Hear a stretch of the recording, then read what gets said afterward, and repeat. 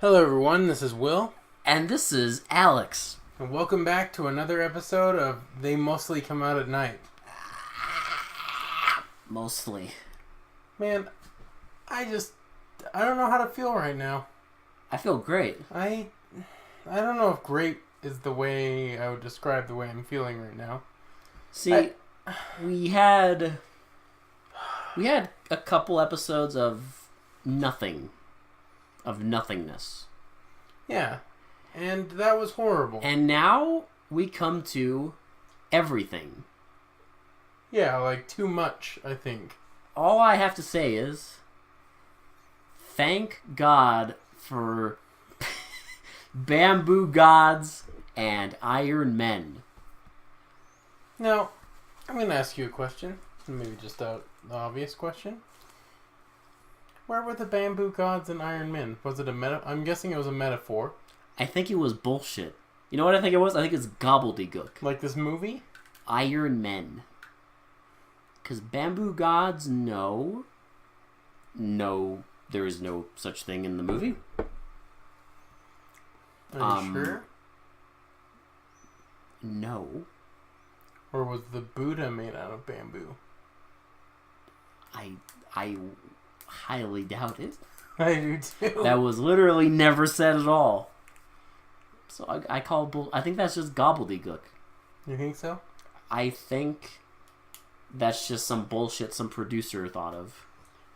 Oh, man. I don't even know, how to comprehend this movie. It is pure insanity. I will say this. I guarantee you've never ever watched anything like this before in your life. I guarantee it. And neither have I. I haven't... I've seen a lot of movies, but man, I thought I'd seen it all. Until I watched... You thought the river had run dry. Yes. But I thought the well had run dry. But alas... Well, I thought I felt everything I'm ever going to feel in my life. But no.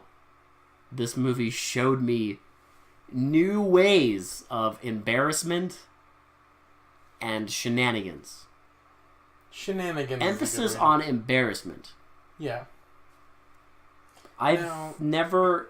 It's been a long time since I've felt so much secondhand embarrassment at a movie. Same. Most of these movies are embarrassing, don't get us wrong. But, man, this movie just, It takes it. It takes it to a whole nother level.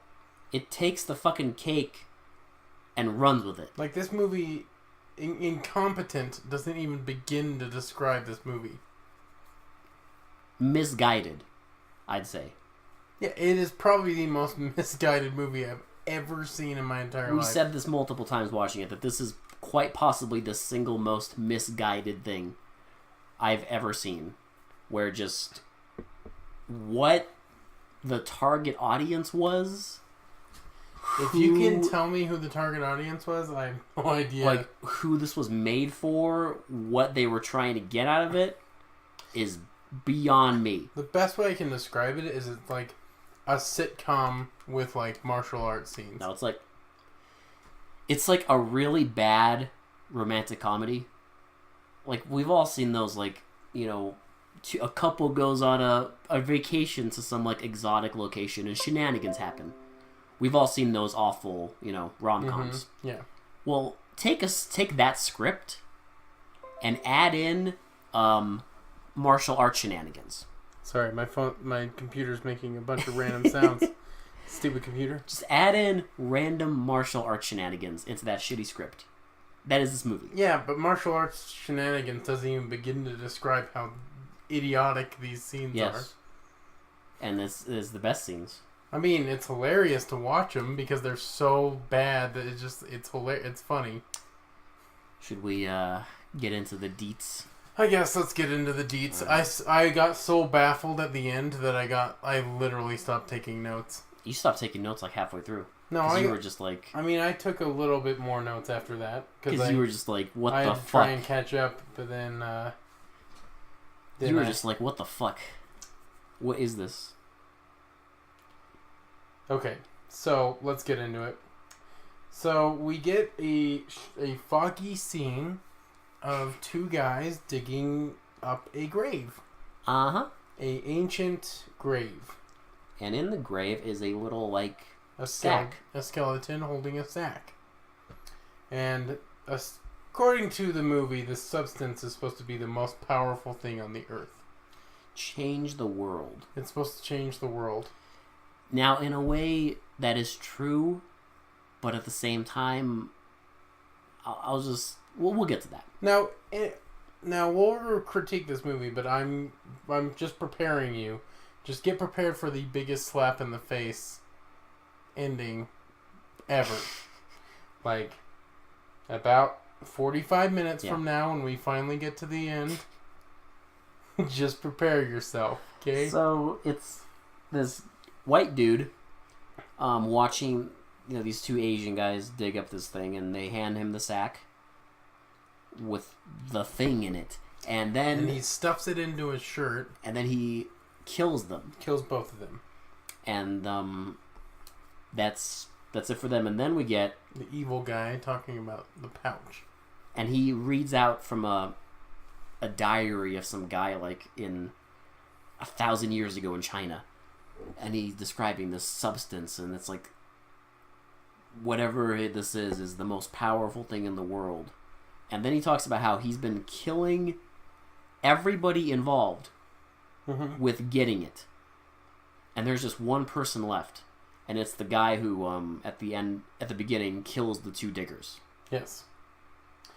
So he's the one that has the thing, and he tells the guy to go kill this person. Because he wants it, and he tells the guy to go kill the guy that stole it. The guy that got it, yeah. Yeah. Because he's the last one. And then we get to these... Our protagonists. Oh, boy. So, we get a guy, Calvin Jefferson. Yep. He's a professional fighter, right? He's on his honeymoon. He's on his honeymoon with his newlywed wife. And they're in Hong Kong. Yep. So they're shopping around Hong Kong, taking in all the sights, and they go into a store. But Will, the banter. The banter. They talk like Alex said, it's like a rom-com where they're all like, every single sentence is like a joke they're trying to fire at you. They're firing off at you, and it's just... And none of them stick. None of them are funny. None of it's funny. It's all deadpan. It's all just like... terrible acting. The guy wants to get laid, she wants to shop. That's all the humor in these like first scenes. So she sees like a wooden Buddha, and is like, "Oh, how much for the wooden Buddha?" And he's like, "I'll make a special deal for you, very good price, $50." And the guy's like, $50? Shit! And I was like, okay. Oh my god. He's like, "I'm not paying more than 20." And he's like, okay. And then they ring it up. He puts the Buddha into a box. And then the guy's like, "You expect me to carry this thing around?" He's like, "No, I'll give you a special price to deliver it to your hotel. $2. And the guy gets pissed. He's like, "What? $2? Let's do it!" Like, $2? Yeah, he gets pissed over $2. Well, see, he didn't get pissed because of any logical reason. No. He got pissed because humor. Yeah. Which is how I can sum up 90% of these scenes, is because humor. Because someone thought this was funny. Not the funny kind of humor. No. It's someone's version of humor. It's like, have you ever met those people where they tell you a joke and they think it's hilarious, but it's actually not that funny? Like, or the kind of people who, like, they'll say something stupid to you, and then immediately they'll say, "Just kidding." Yeah, just kidding. Just playing. It's like, it reminds me of those people who laugh at their own jokes. Yeah. But no one else laughs. And everyone else is just kind of like, maybe awkwardly like, huh. Like either the scriptwriter or the director thought they were fucking hilarious. Someone thought they were hilarious. Yeah, someone making this movie thought they were the geniuses of comedy. Oh, Will, the laughs never stop. Let me tell you. Oh, God. So they're eating dim sum. Oh, yeah, and... in a restaurant, and one of a guy comes over You're Calvin Jefferson. You're Calvin Jefferson, a fighter. I saw your fight, blah, blah, blah, blah, blah, blah. You're going to be world champion. You're a champ. Hey, this is my wife. Hey, he's a champ. Hey, he's champ. He talks like he's like 2 decades out of style. Yeah, like he belongs in like Leave It to Beaver or some shit. It's so goofy. Go get him, champ. My favorite line of his though is like, "My name's Mark. You can call me Mark."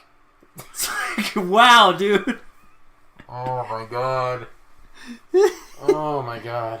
So then, like immediately after this though, this is the weirdest transition. So immediately after this, a topless woman is running towards the screen, and a man starts trying to rape her, and then another man runs over, and pushes him off, tries to rape her, and then a third man runs in, punches both of them. No. There's no. So the third man runs in and pushes the second man off and tries to rape her. Then she like gets up, runs off screen, and then they run at her, and then like the guy gets punched by something, an invisible fist. Yes. I say that because you see nothing actually like in frame. He just like gets fucking thrown back like he just got smashed by the Hulk. And suddenly they're in a fight with a random man. Yes. With a bag strapped over. Like, the bag will become important. And this is like... It's not the worst fight scene I've seen. It's pretty bad. We've seen worse on this podcast. But this is like... Oh, it's amateur hour. Oh, it is. Like, you can clearly see none of their... like fists are connecting. No, because they don't bother to change like the camera to where it looks like they're hitting. Their fists are connecting. Yeah, you know how most action scenes like because they pull their punches, of course. Yeah, but like in action scenes they'll adjust the camera to where you can't see their fist connecting with the face. It just looks like they're being punched, and like, especially in old action movies. But like this, it doesn't even care. It just stands at one. Like the camera is just one angle. Well, not just that. The man fighting them is a master of punching and kicking people without looking at them.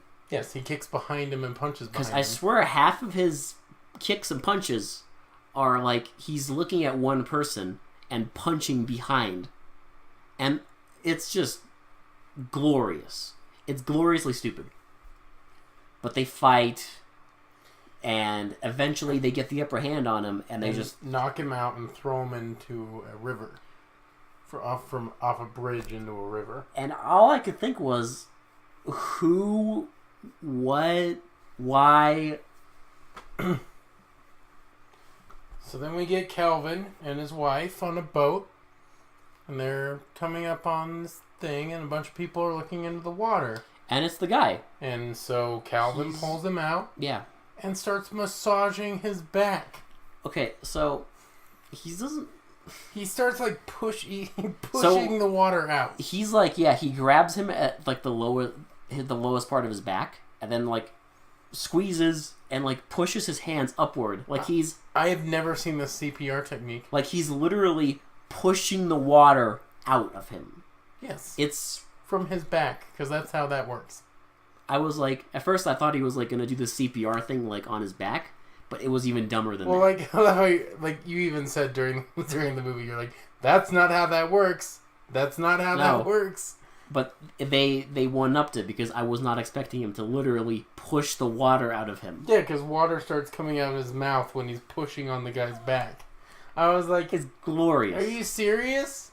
CPR, back CPR. Glorious. And the guy hands him a piece of paper, and they're like, I don't read Chinese, blah, blah, blah. So they go to a hotel. No, they go... Okay. Oh, wait, no, sorry, yeah, They get in a cab. And the cab driver starts talking to him. And the guy they saved gets in. And they're like, hey, can you tell this guy, like, what's going on? And he hands the cab driver the piece of paper, and on the piece of paper it just says, I'm a mute. Mm-hmm. And okay. So they tell him he can't come with and everything. and the mute guy gets confused, and they start driving away. But what does mute guy do? He, out of his very handy little sack, he pulls out a hook A grappling and a rope hook. and hooks it onto the fucking A handle of the car, which it doesn't open, but whatever. He grapples it on and just runs with it. Like, that's not a metaphor. He actually runs with the car. And presumably he can run with the car all the way to the fucking hotel. Because that's what he does. That's what he does. Because they get to the hotel, they're talking, and again, fucking the banter is just... It's ridiculous. The same shit. Like, he wants to get laid, she wants to shop, blah, blah, blah. The guy shows up, and he talks, and they're talking, they're like, you can't be here. And eventually, the hotel clerk talks to him, and he's like, he says you saved his life, so his life is now yours. Yep, his life is now yours. Like, it's an ancient Chinese proverb. So basically, he is their slave now. Their indentured servant. Yeah. Who can't talk or, yeah. Yep. So they go up to the room, and... Oh, they leave him there, and... They go up to the room, but they have to mention this because humor. They have to mention to the hotel attendant, oh, we don't want to be disturbed for the next 2 hours. 2 hours. Ain't that funny? Yep. Get it? Because they're gonna fuck. So then we cut to them getting on a boat. Oh, Jesus. And the guy's sneaking on. Oh, earlier, when they were getting their wooden Buddha delivered, there's this kid that's delivering the box. Oh, right, okay, yeah, I forgot. And the guy from the very beginning, who was at the dig site, shows up. For some reason, he's following them specifically. I don't... But what happens is, you see him grab the kid and, it presumes that he does something with their Buddha. Right, but it doesn't show what But we find out later. So, we see him, watching them get on the boat and all this stuff. And the mute guy, follows them onto the boat and, gets into one of the shipping containers. Yep. Then they're on their way to Manila. Oh my god. So we get a scene where the henchman gets a phone call on the boat. He calls the boss on the boat to say that the boss is going to be getting a delivery of the wooden Buddha from Calvin. Yeah, that I put the thing in. I put the Buddha, or I put the whatever you wanted into this guy's into the Buddha. Yeah. So then he's in his office. That henchman. Yes. From the beginning. He's in his office in the boat for some reason. No, it's not on the boat. Yeah, it is. Because remember It's not on the boat though. Are you sure? Because I'm pretty sure. Because he watched them get on. Oh, and then he calls afterwards? Yeah. He calls from his office. Okay. Yeah, and tells him. But then the leader drops it on him and starts telling him essentially that well, okay, they're talking and then he hears a knock on the door. Yep. And then he's like, someone's knocking at my door, and the guy's like, I know. It's your funeral arrangement.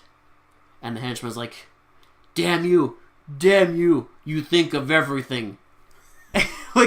And then he aims the gun at the door and shoots 5 times. Shoots 5 times. And the guy just kicks down the door. He just kicks it the fuck down. And he's totally fine. Of course he is. He was right in front of the door the whole time. He is so badass. He doesn't get any bullet wounds. Yeah.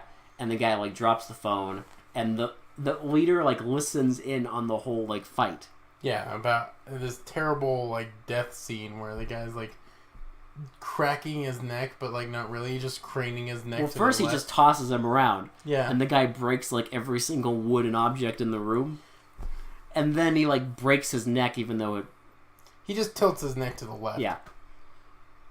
Very slowly too. It's not one of those scenes where they they do the neck snap and the guy's head twists really fast. He grabs his throat and somehow that breaks his neck. Yeah.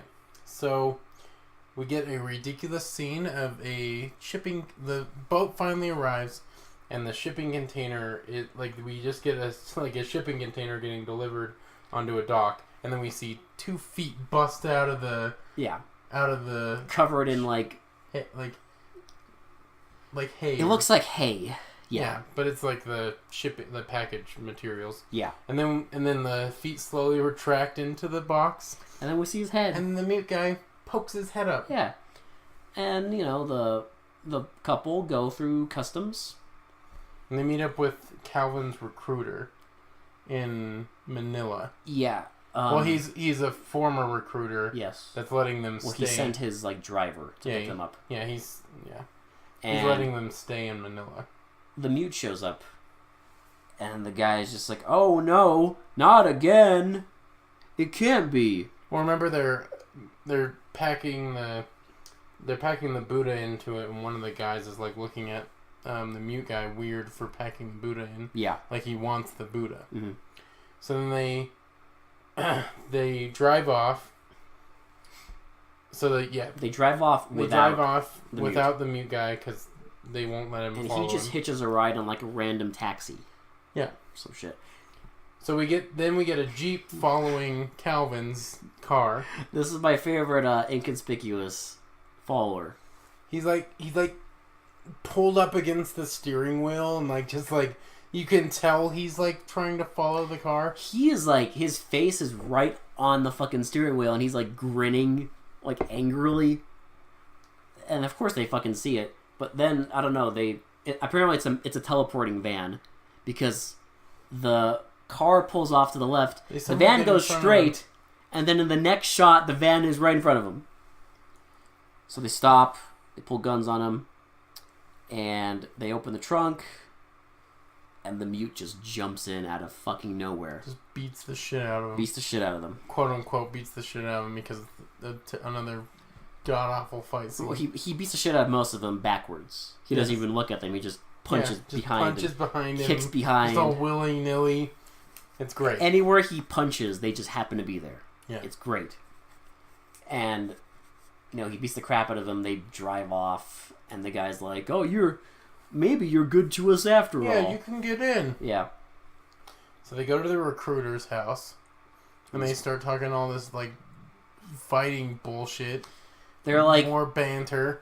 I bet you'd like to do some shopping instead of listening to us talk about boxing. Oh, ho, ho, ho, ho.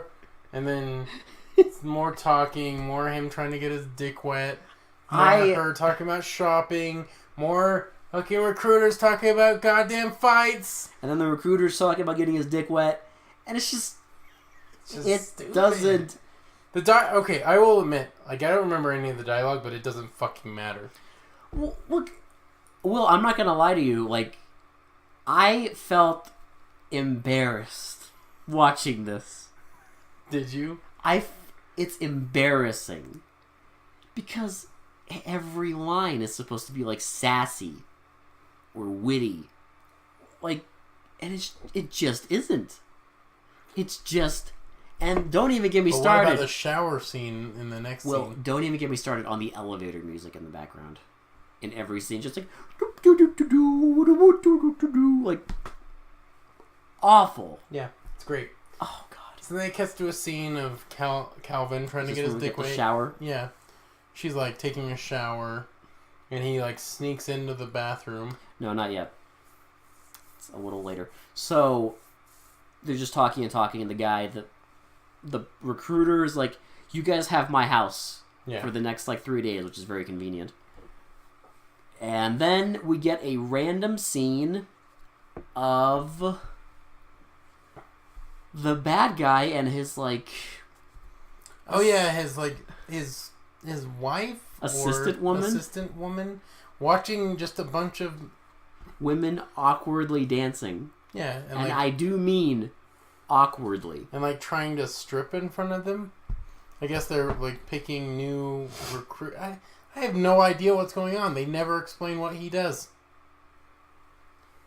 It's so awkward. They never explain his motivations. They just slightly roll their shoulders. And one of them takes off her blouse for some reason. For some reason? You know why? Because they just needed to get tits in the movie. I guess so. That was it. They're like, okay, we've been That was the producer saying, like, hey, there's not enough tits. We need more. And they're like, okay. The bad guy's gonna be watching random women dance. Well, it's like, if you don't like our comedy, you're sure as hell gonna like all the boobies we show in this movie. Like,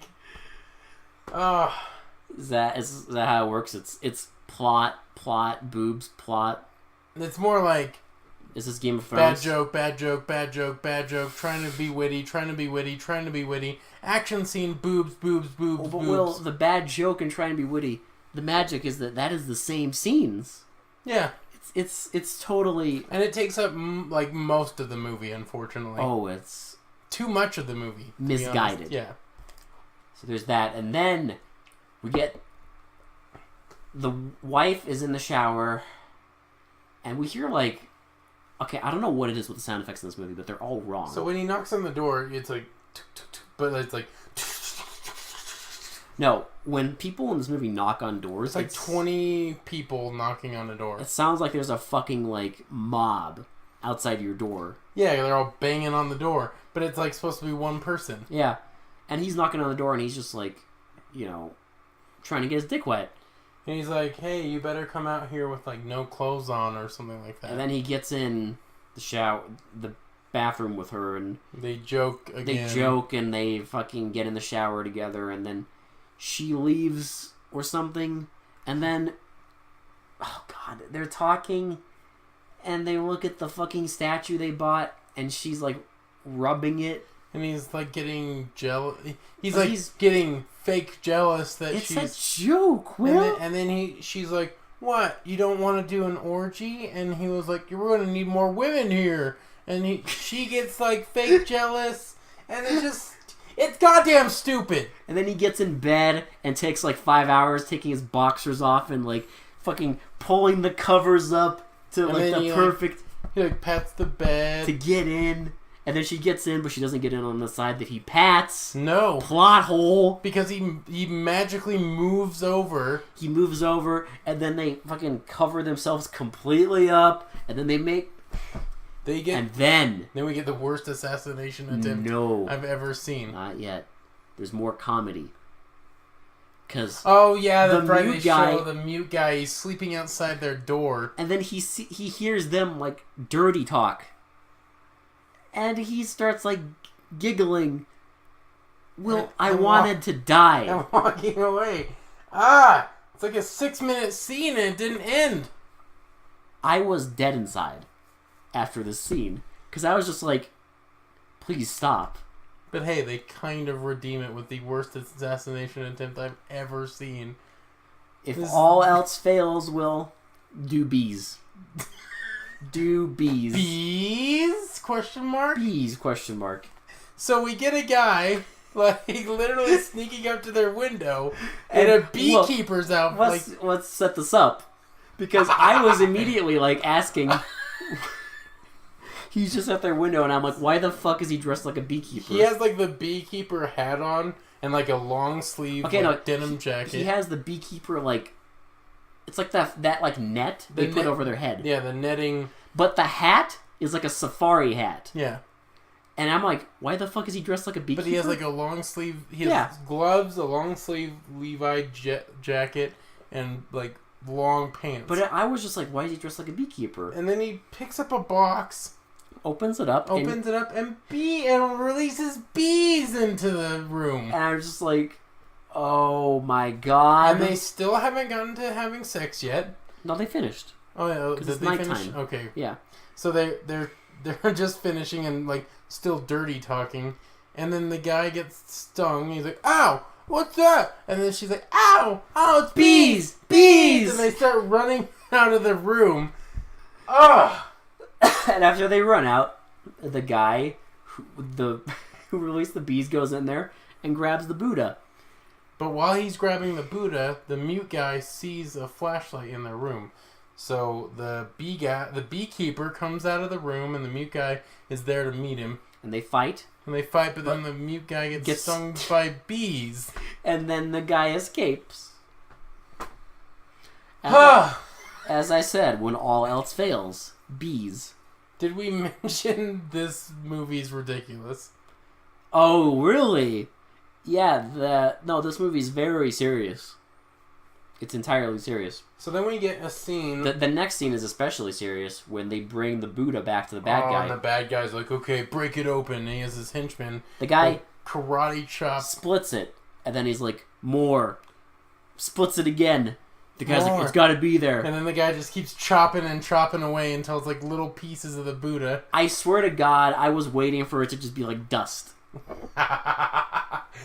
Oh. Like... Dust. Interesting use of that word. Powder? Powder? Question mark? Yeah. I was expecting that because this movie's a fucking joke. But no. I mean, he still smashes it into like a million goddamn pieces. Yep. So then he sends the one guy and he's like, okay, so you're going to go after him and see if he knows anything about the Buddha. Like, go... Because he has the Buddha and he moved the bag. So, well, hold on. So we get a scene. Oh yeah, so where boxing. He trains the mute guy. Well, first they box. Yeah, so we get a scene of Calvin trying to teach the mute guy how to box, and he beats him up. And then it turns into the mute guy teaching the Calvin how to do crappy martial arts. He teaches him how to do finger gestures. Wow. And punch really weird for martial arts. They don't do anything normal. I don't know how to explain this. It's like they hold one arm like straight out, but like bend it slightly. But bend it like down, and then their other arm is like it's like a flex. Yeah, but like have you ever seen like a bodybuilding show and like that bicep flex they do? Like that's what they do. It's martial arts. It's martial arts by people who don't know how to do martial arts. Here's what's funny, though. In the opening credits, they list a karate instructor and a aikido instructor.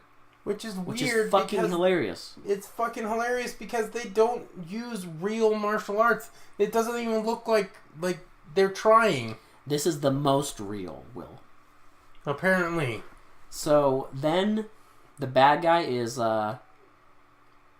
confronting his, assassin guy. The guy who murdered the henchman earlier. Oh, yeah, and he's, threatening But the funny thing is, the scene literally opens with a gun pointing at the assassin and him saying, I didn't.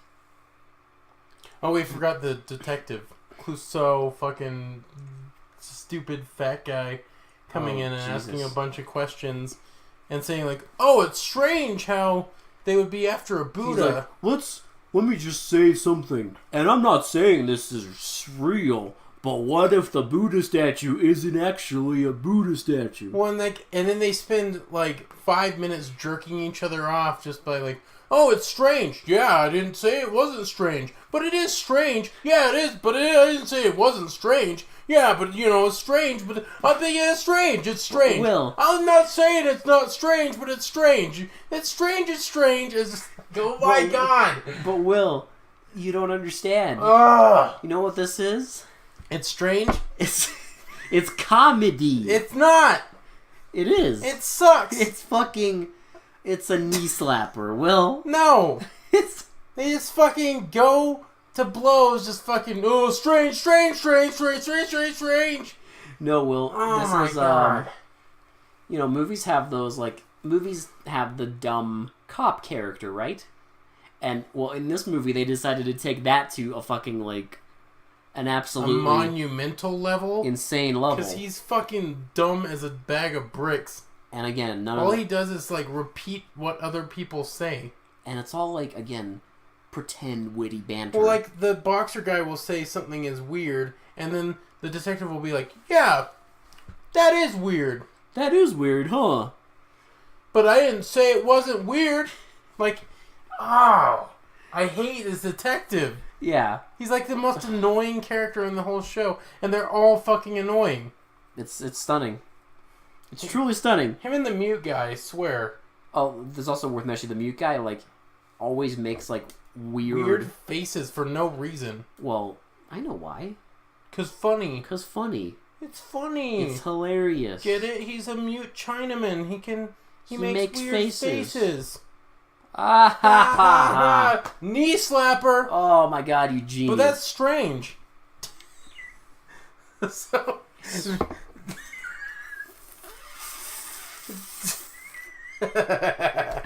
So okay, Ooh. now we get the Russian roulette scene. I didn't. And then he cocks the gun and fires he just pulls the trigger but nothing comes out. He's like, I didn't.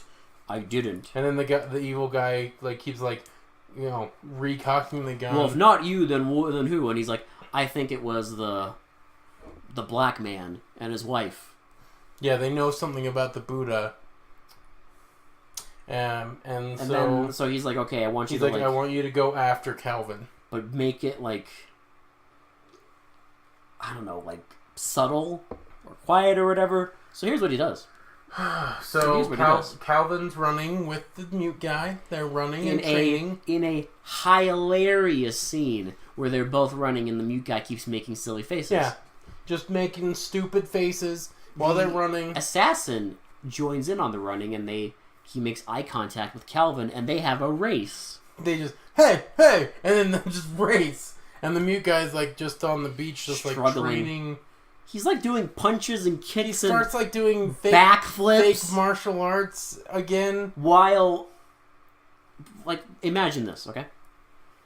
You have the assassin and Calvin are running in place, and they're having a conversation oh, you're a boxer? Well, I'm a writer. Can I write about you? I want to do a story on you. While these two are talking and running in place, in the back is the mute Chinaman doing backflips and all sorts of nonsense.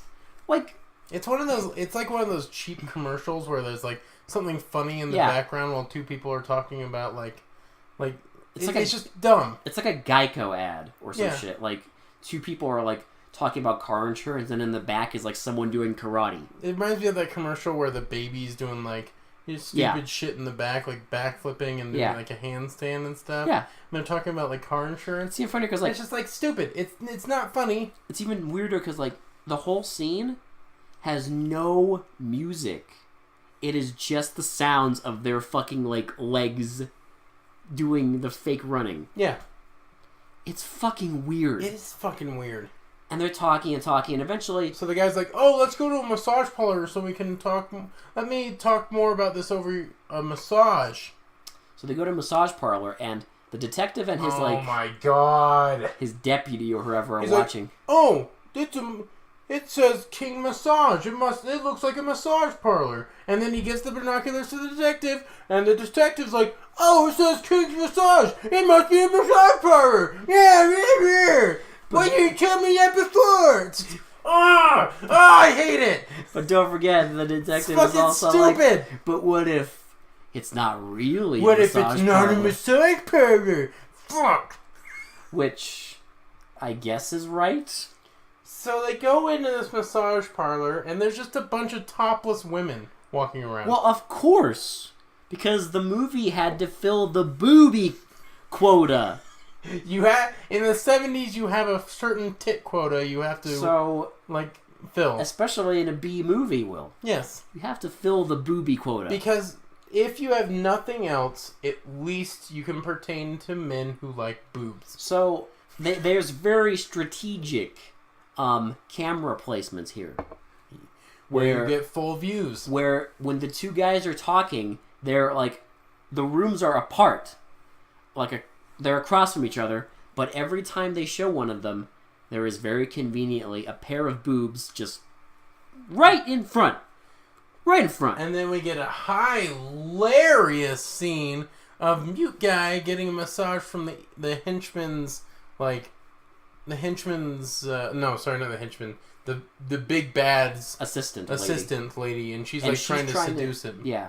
And the guy is just refusing to let go of his bag. He's being all awkward and awkward and just backing away from her and doesn't know what to do and and the whole thing is she's trying to get his bag. Right, 'cause she wants to know what's inside. 'Cause they think that he might have whatever was on the Buddha. And then in the bag. the assassin is getting serious with Calvin and starts telling him that he knows what's going on and what's your price, blah, blah, blah. And then they just start fighting. Yeah, he starts trying to fight Kelvin, and Kelvin fights back. Like, literally, and his punches are so strong, they just punch his fucking holes through the walls. And the woman, like, finally tries to get the upper hand on the mute guy, and, like, reaches for his bag, but he grabs it and, like, pushes her, but, like, she, like, punches the wall. Or no, she holds a gun up against him. Yeah. And, like, leads him out into the hallway where Calvin and the other guy are fighting. Yeah. And they holds them all at gunpoint. I don't remember how they escape at first. Well, because remember the guy, like, looks into the mute guy's bag. And he sees that it's not in there. The thing they're looking for is not in the bag. So it must be, like, at home. So the guy grabs the nunchucks and starts beating the mute guy. The mute guy gets the upper hand. And then the assistant woman gets distracted by them fighting, so Calvin can knock the gun out of her hand. And then the mute guy goes on the table, grabs all his stuff, puts it back in the bag as quickly as I've ever seen. Well, don't forget, he grabs a very important thing. A smoke ball. He has little, like, smoke bombs in his bag. They might be the quietest bombs. love the sound effects. It might be the quietest bomb I've ever heard in my life. Seriously, if you could hear it. That's... And the funny thing is, like, it's that sound effect, but, like, a giant, like, flame. Yeah, flame and smoke everywhere. So, they do that, and then, like, the bad guys run away, and then the detective shows up and is like, freeze! And then he throws another smoke bomb and just runs away. And they run down, like, a busy street in their fucking... in just, towels. And in comedic fashion, the mute loses his towel, and you see his ass, and they're running down the street. Oh my god, Party har har har! It's man ass! God, the comedy is so forced in this movie. I hate it. Yeah, it's like he loses his towel, you see his ass, and he runs into a woman, and she drops her bag. Oh! It's dumb. It's just... Oh, God. They just don't stop. No, they don't, because it keeps going. So, they call the detective. He shows up. He tries to arrest them. Yeah, for public indecency, disturbing the peace. And then they're like... all these ridiculous accusations. They're like, you idiot, that's not why we called you. It's like, well, why did you call me? Because we want to, like... tell you about, like, these guys who They're looking for, like, the Buddha or whatever. Yeah. And he's like, okay. And then just leaves. He's like, okay, well, I'm going to drop the charges on you, and then we're going to follow you. I'll investigate the Buddha. So then the woman is like, oh, I'm going to go out shopping. Because she's annoyed. Right. Because Calvin has just been practicing karate with his friend. Well, we also get a scene of the bad guy, like, plotting more and saying that he's going to go after Kelvin's wife as leverage. Because basically, like, they failed their first attempt. Yeah. And now he just wants them to... they're going to kidnap the wife so that they can get Kelvin to the henchman's headquarters. And get Calvin to give them the shit. Yes. That Kelvin doesn't know about. Yes. By the way, Kelvin never knows about it. So, yeah, he for real doesn't know. Yeah. Yeah. So, yeah, the woman is, like, upset because he's training with his buddy. And she's like, I'm going to go shopping. And Kelvin's like, okay. And she's like, you're going to let me go shopping? Like, blah, blah, blah. Gets all pissed off. And like, what if I get kidnapped? He's like, well, you punch him with your purse. So she gets pissed and leaves. And he's like, wait, where are you going? And the detective tells his buddy, his assistant, is a cop, whoever the fuck, to follow her. And he follows her. She goes shopping. She goes into a store. And in absolutely unpredictable fashion, the fucking bad guy's henchwoman kidnaps her. We also get failed attempt at comedy here because the detective's, like, henchman, the detective's little buddy, like, assistant, like, keeps seeing this older woman that keeps looking at him. And then he, like, notices the wife is missing and, like, pulls back one of the dressing room curtains. And it's the woman. And it's the older woman. And she's like, how dare you? He's all embarrassed and has to leave. Oh my god. Har, har, har. Kill me. Oh my god, the comedy in this movie is dumb. So they kidnap her. But just Shocking. wait, it gets so much worse. You mean better? Worse. Better. Worse. No, because we get the greatest final showdown ever. Oh my god. So Calvin agrees and goes to the bad guy's headquarters. Well, first, Calvin is leaving, and he's like telling his mute buddy not to go, and he punches him. Because the bad guy said to come alone, Yeah. or else he's gonna kill the wife. And he punches him, and the mute guy falls and like hits his head against the box that the Buddha statue was in. Yep, and a little pouch drops out the bottom. So that's, and then he finds out that that's the stuff. Yep, so he grabs the it, shit. gets in the detective's car, and follows Calvin to the headquarters. The detective handcuffs him, and is like, "I can't trust you," and then well, leaves. this is after they get to the headquarters, Yeah. by the way. So the detective and the mute guy pull off to the side into the grass. Yeah. And then Calvin goes off into the bad guy's headquarters. Yep. And then this is where the detective handcuffs the mute to the car. And leaves. And the mute guy has a little, like, lockpick in his Convenient. bag. He has everything in his bag. It's wonderful. And he frees himself. And then it goes back to Calvin is at the headquarters of the bad guy, and the bad guy is, they're beating him up. They beat him up. He slaps his wife. Calvin tries to, beat up the other two guys, but they have the upper hand. And then, finally, the mute guy, the detective comes in, and he gets the shit beat out of him. The mute guy comes in, and they see that he has the pouch. Yes. So they take the pouch, and they have, some big dude watch them as they all leave. But then, the mute guy... So, we get a scene of the mute guy getting knocked down, and the big guy is like, ha ha! And then he, stops laughing, and, a dart appears in his mouth. He pushes the dart with his tongue into frame. And then and then it cuts to the mute guy, with the blow dart. He has a blow dart, yeah. And make the sound. But, it's funny because the dart's already in the dude's mouth. And then they show the guy, yeah. It's the dart's already there. What do you do? It's did you forget when You you should were have done it supposed the to... other way. It's did you forget when you were supposed to do the sound effect? Did you fuck that up? Apparently. Okay. So then they get the upper hand on the two other guys, and they all start running away.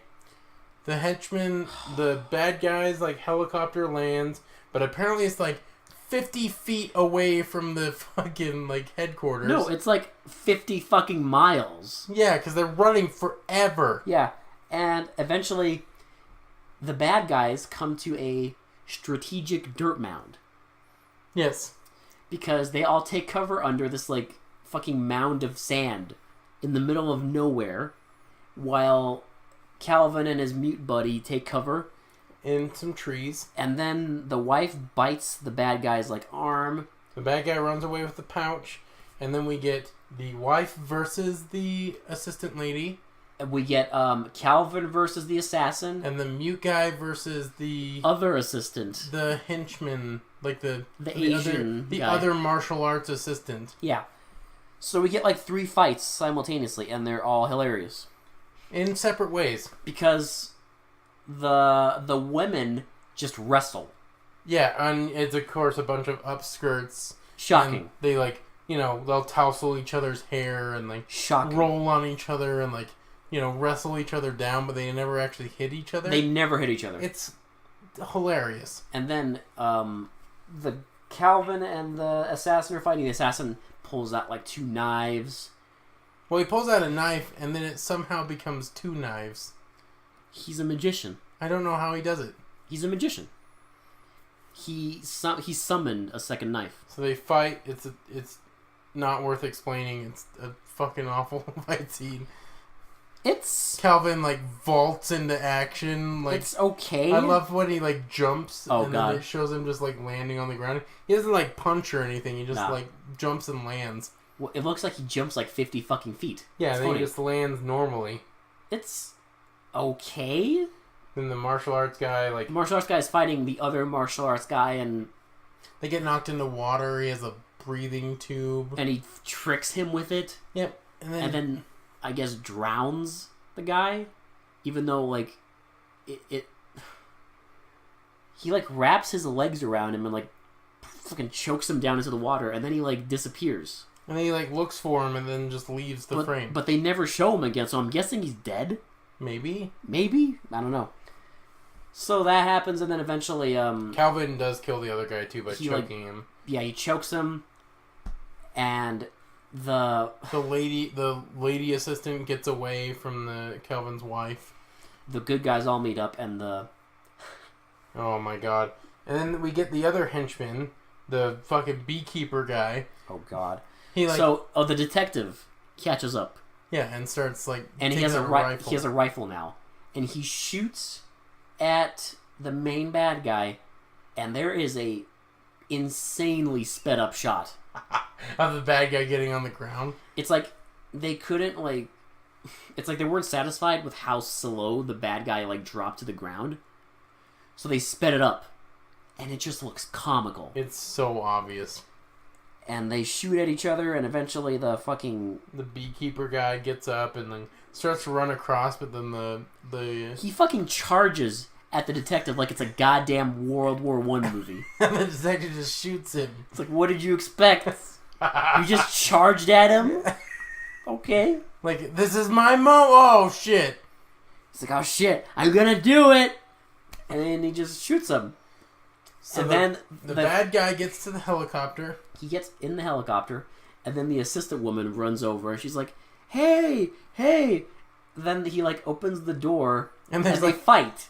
I love the no dialogue again. She's like... Because you know how much I love these no dialogue scenes. She's, like, yelling. We know she's yelling because you see her mouth moving like There's crazy. Like no sound.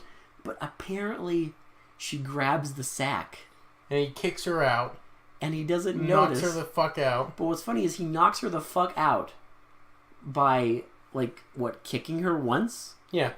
And she's just laying on the ground with the sack in full view. And so they take off. And then the good guys come over. And then he notices, probably like, oh shit, I don't have the sack. And then he just, like, starts coming down while all these, like, policemen show up. And he just, like, starts coming down. He slowly gets down. I love the scene because, like, you can just tell the guy in the helicopter is like, oh shit, I forgot the pouch. Like, the logic here is just foolproof. It's like any normal bad guy, you would just think you would be like, okay, I can just plot to get the bag back again afterwards, but I don't want to get caught right now. Surrounded. Yeah, but he decides to land again to get the bag. Like, why? But he doesn't even get it. They just kick it away, and they're like, you're under arrest. Oh god! And then the biggest joke of them all. So, the guy is like, "What the hell is in this thing?" And he's like, "Well, it's written that it can change the world, or you can control the world with it." So the guy sniffs it. Well, no. First, he pours some out, and it's just powder. He sniffs it, licks it. He's not sure what the hell it is. He puts all of it on the ground, lights it on fire. It explodes, and the guy's like, "Ha ha ha! It's gunpowder!" And everyone's face is like covered in. So it's like one of those cartoons where there's a big explosion, and Literally. they're all like that, like ash face, like. If you've ever seen like Looney Tunes, yeah, they'll always do that joke with like Wile E. Coyote, where their hair's all blown up, where like someone is like, they like light a bomb on fire, or the classic one is like they'll do that joke where they light a cannon on fire and they're just standing there like laughing. And then instead of firing, it just, like, blows up in their face. Right, and they're all, like, covered in, like, gunpowder and ash. And then their hair's, like, sticking straight That's what everyone looks like. That's what everyone looks like. And everyone just starts laughing. Including the bad guy. Yeah, as he's, like, getting handcuffed. It's beyond insanity. And then, like, he's like, haha, it's gunpowder. And then it zooms over to the mute guy, and he starts... Ha ha ha ha ha ha, and then he's like, and I guess in Chinese he says, "I got my voice back" or something. And then I'm not sure. I don't know what he says, to be honest. Well, yeah, I mean, it's in Chinese, so I don't know. But he just gets his voice back in the end. Now, to be fair, the gunpowder thing does sort of make sense. Because back then they would have thought it changed because the world. Gunpowder was invented in China. And it did change the world. So, it's kind of clever, but at the same time... It's executed poorly. Again, it would have made sense if it was a better director. Well, here's the thing. It makes more sense if this was a comedy. Yeah. Or I guess if it was a good comedy. I don't know. I think they were trying to be a comedy, because to be honest. If we're going to be completely honest, that joke almost it would work in a comedy, especially since, like, they literally build that joke up for the whole fucking movie. Because, again, up until this point, no one bothered looking in the package at what the fuck is in there. Well, I think if it was better executed, it could have been funny. But it just falls flat. It just, like, it's the wrong... It would have been really well executed. That and ending it like a sitcom. Yeah. It literally ends like a sitcom. Yeah, because they're all laughing. Including the bad guy. Yeah. It's like... It's a comedy ending. You know, the bad guy laughs, everyone laughs, and in the end, it's a comedy. Yeah. Well, that's what I think they were going for, but, like... And these are going to be my final thoughts. Mm. That's what I think they were going for. It was trying to be a comedic action movie, but, like, the problem is they fell short on every joke. Like, it wasn't funny, it wasn't well executed, it wasn't properly displayed as a comedy. This is trying to be so many things. It's trying to be too many things, and they should have just stuck with one genre. Yeah, if you want to be an action comedy, fine, be that. But, like, be funny if you're going to do that. Comedy is hard. Like, it's... Oh, really? Well, from this movie, I would not know that comedy is hard. But, like, you can't just have, like, people, like, bantering and call it funny. Like, you actually have to set up your jokes. It's an awful script. You have to set up your jokes. It's an awful script. I'm sorry, if you're going to write a comedy, like, make the jokes funny and set up your goddamn punchlines. It's an awful script. It's so poorly executed. It's funny how poorly executed it is. It's not funny because it's a comedy and it's hilarious. It's funny how poorly executed and incompetent this movie is. Those are my final thoughts. What are your final thoughts? This thing is like... So there's 3 big, like, genres going here. So it's a kung fu movie, a blaxploitation movie, and a comedy. And neither one of those work. No. And, like, here's my thing, is as much as this movie deeply hurt me, and as much as, like, this thing is... There's so much secondhand embarrassment from this thing. It's unfucking real. Despite all that, I have to recommend this thing because, again, have you ever seen anything like this? No.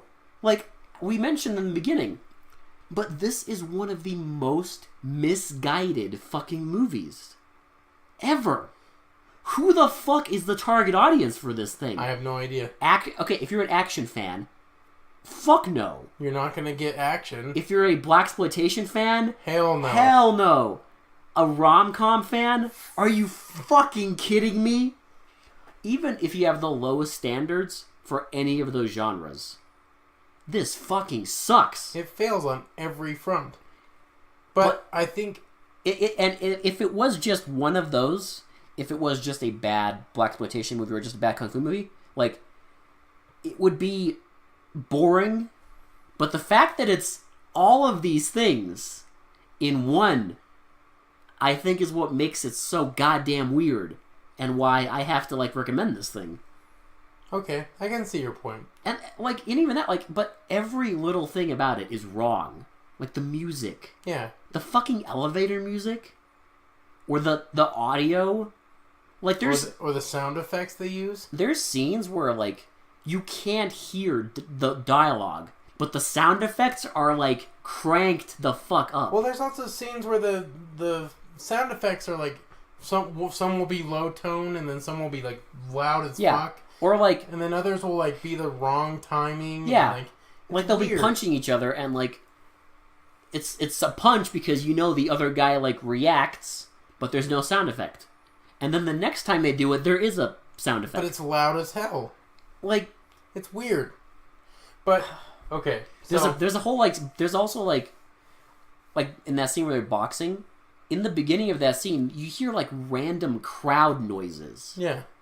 When there is nobody in there. I know. But then as soon as they come in the scene, it's just silent. It's weird how like they use music at the wrong time, but then they don't use music when they need it. The music is it is so stock. Yeah. It literally sounds like elevator music. That's probably because that's the only music they can get their hands on. Like without infringing on copyrights. It's shocking. Yeah. The whole thing is wrong. I would only recommend this movie if you're going to watch it with friends and if you have, like, drinks. Mm-hmm. Because if you watch it alone and don't have any libations to, like, sip on, I would not recommend this movie. But if you have a lot of friends and you love shitty movies, definitely watch this movie. You have to see it just because... It's ridiculous. You have to, like...